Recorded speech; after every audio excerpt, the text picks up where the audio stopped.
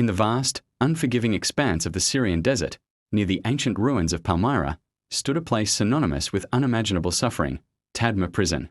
For decades, its name was whispered in fear, a symbol of a brutal regime's darkest secrets. This isn't just a story about a building. It's a testament to the thousands of lives that were forever altered within its walls. Today, we peel back the layers of silence and propaganda to uncover the harrowing history of a place that came to be known as the Kingdom of Death and Madness. Tadmur's origins trace back to the French Mandate period, when it was built as a military barracks. But its transformation into a high-security prison in the 1970s under Hafez al-Assad's rule marked the beginning of its terrifying legacy. It was designated for political prisoners, dissidents, intellectuals, and anyone deemed an enemy of the state. Simply being suspected of opposition could earn you a one-way ticket to this desert hell. There was no due process, no fair trial. For many, the gates of Tadmur were the last glimpse of the outside world they would ever see. What made Tadmur so infamous? It was a system designed not just for incarceration, but for the complete annihilation of the human spirit. The guards, handpicked for their loyalty and cruelty, were given absolute power. They operated under an unwritten rule: the prisoner was not human.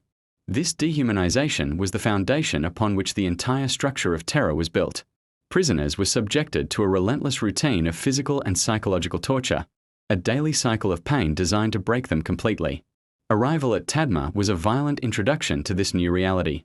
The welcome party, as it was grimly known, involved a brutal gauntlet of beatings with iron bars, cables, and wooden sticks as prisoners were forced from transport trucks into the prison courtyards. This initial assault was intended to establish total dominance and instill a deep-seated fear that would never leave them. Many did not survive this first day. Those who did were stripped of their identities, their names replaced by numbers, their humanity erased. Life inside the cells was a constant struggle for survival. Overcrowding was extreme, with dozens of men crammed into small, filthy cells designed for a fraction of that number. There was barely room to sit, let alone lie down. Sanitation was non-existent. The air was thick with the stench of disease and despair. Food was scarce and often rotten. A few olives, a piece of dry bread, and contaminated water were a daily reality. Starvation and illness were rampant, claiming countless lives. The silence was another form of torture. Prisoners were forbidden from speaking, looking at the guards, or even making eye contact with each other. A single misplaced glance could result in a savage beating. This enforced silence was meant to isolate each man, to sever the bonds of solidarity and leave him alone with his fear and his pain. Yet, in the face of this oppression, prisoners developed their own silent language, a system of taps and subtle gestures to communicate, to share news, to remind each other that they were not alone. It was a small but profound act of defiance. The daily torture sessions were a systematic and sadistic ritual. Guards would call out prisoners by their numbers for interrogation or simply for their own cruel amusement. The methods were varied and horrific, from the German chair, a medieval device that bent the spine backward, to the flying carpet, where a prisoner was strapped to a foldable board and beaten relentlessly. Electric shocks, hanging by the wrists for hours, and countless other forms of abuse were standard practice. The screams of the tortured echoed through the prison day and night, a constant reminder of the fate that could befall anyone at any moment. One of the darkest chapters in Tadmur's history occurred on June 27, 1980. Following an assassination attempt on President Hafez al-Assad in Damascus, defense brigades commanded by his brother, Rafat al-Assad, were dispatched to the prison. In a brutal act of reprisal, they stormed the cell blocks and systematically massacred an estimated 1,000 prisoners in a single morning. The courtyard ran red with blood. This event, the Tadmur Prison massacre, became a chilling symbol of the regime's capacity for absolute brutality, a warning to any who dared to oppose it. Survivors of Tadmur speak of a world where death was a constant companion. They watched friends waste away from hunger, die from disease, or be beaten to death before their eyes. The psychological toll was immeasurable. The constant fear, the degradation, the loss of all hope, it left scars far deeper than any physical wound. Yet, amidst this abyss of suffering, incredible stories of human resilience emerged. Men found ways to hold on to their sanity, to maintain their dignity. They would secretly share stories, recite poetry, or solve complex mathematical problems in their heads. These mental exercises were a lifeline, a way to prove to themselves and their torturers that their minds could not be broken. For a time, the prison was closed in 2001, offering a brief flicker of hope. But this was short-lived. In 2011, with the outbreak of the Syrian uprising, its gates were reopened, and a new generation of protesters, activists, and civilians were thrown into its depths. The familiar cycles of torture and death began once more. The final chapter for the physical structure of Tadmur Prison came in 2015. After capturing the city of Palmyra, the Islamic State group, ISIS, released footage of them blowing up the notorious prison complex.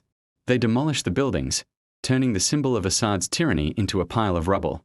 For some, it was a symbolic end to decades of suffering.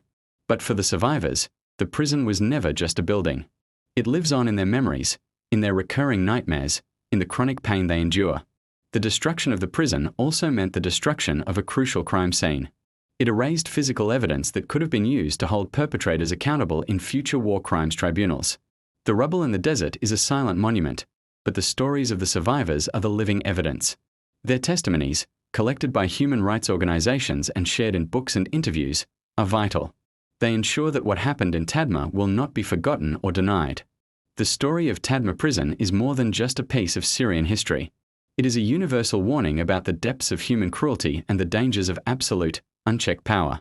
It reminds us of the fragility of human rights and the importance of standing against tyranny wherever it appears. The thousands who perished within its walls cannot speak for themselves, so it is up to us to listen to the voices of those who survived, to bear witness to their suffering, and to honor their incredible resilience. By remembering Tadmur, we commit to fighting for a world where such a place can never exist again. The men who had survived long enough to be transferred out of Tadmur believed they had seen the end of it. They were wrong.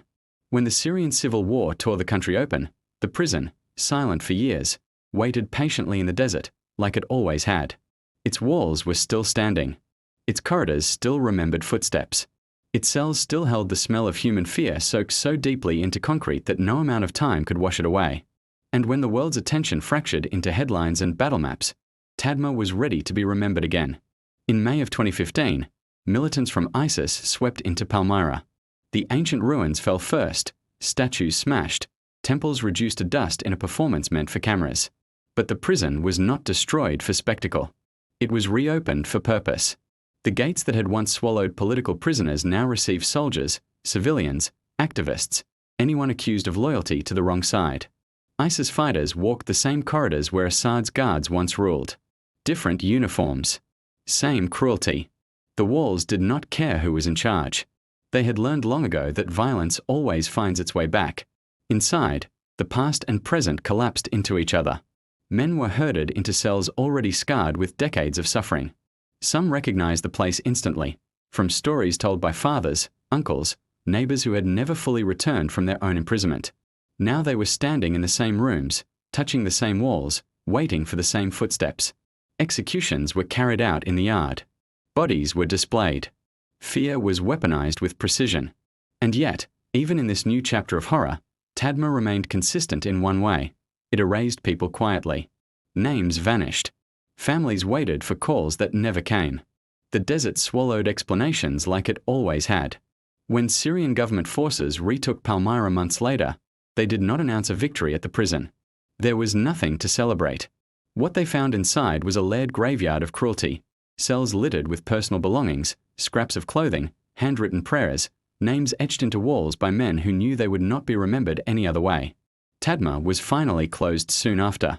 Not because justice had been served, not because the crimes had been answered for, but because the world could no longer pretend it didn't know what had happened there. Yet closure did not mean silence. Former prisoners speak of Tadmur in fragments. They describe the way footsteps sounded different at night, how the guards' keys jingled before pain arrived, how silence itself became dangerous, because it meant someone was being taken away without resistance. Many say they never fully left the prison, that parts of them are still kneeling on concrete floors, still counting breaths, still listening for whistles in the dark. The ruins of Palmyra draw tourists again, cautiously. Cameras return. History is slowly reconstructed.